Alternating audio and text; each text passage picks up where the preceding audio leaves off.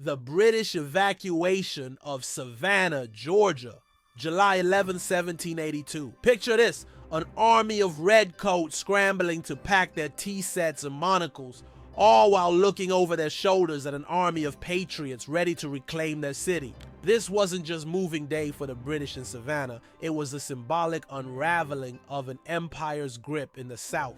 Let's dive into the ultimate British ghosting of 1782.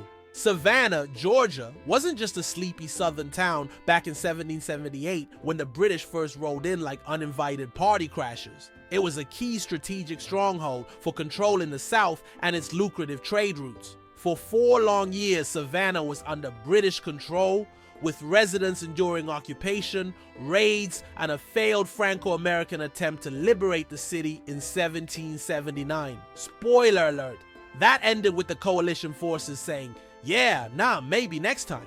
Fast forward to 1782, the American Revolution had taken a sharp turn after Cornwallis's epic fail at Yorktown in 1781. With morale plummeting and resources dwindling, the British High Command decided Savannah wasn't worth the hassle anymore. The city had become a liability, not a prize. July 11, 1782 arrived like a bad breakup scene. British troops under General Lord Clark made their quiet retreat, likely muttering, "It's not you, Savannah, it's us." They packed up their cannons, loaded their ships, and sailed off toward Charleston, South Carolina, leaving behind an eerily quiet city. Meanwhile, Patriot forces under General Anthony Wayne strutted into Savannah like rock stars reclaiming the stage. Yes, that Anthony Wayne, Mad Anthony, whose tactics were as unpredictable as a squirrel on caffeine. His troops were likely celebrating their victory by roasting marshmallows over leftover British campfires. You've got to imagine the logistical chaos. The British soldiers were probably like, do we really need to bring these potted plants? What about this awkward painting of King George III? Meanwhile, American spies and patriots probably watched from the shadows, giggling like kids waiting for a piñata to break.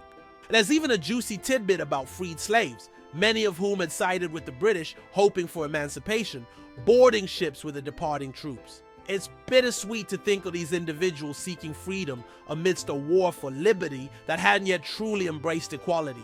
When Wayne's troops entered Savannah, they were greeted by a city battered but still standing. The American flag was hoisted once more, and Savannah was officially back in Patriot hands.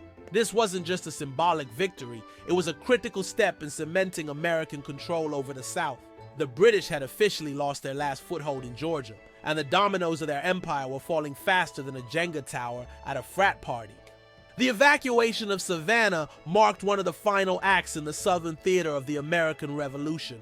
It showcased the resilience of American forces and the waning influence of the British. By July 1782, the war was limping toward its conclusion and the Treaty of Paris was on the horizon.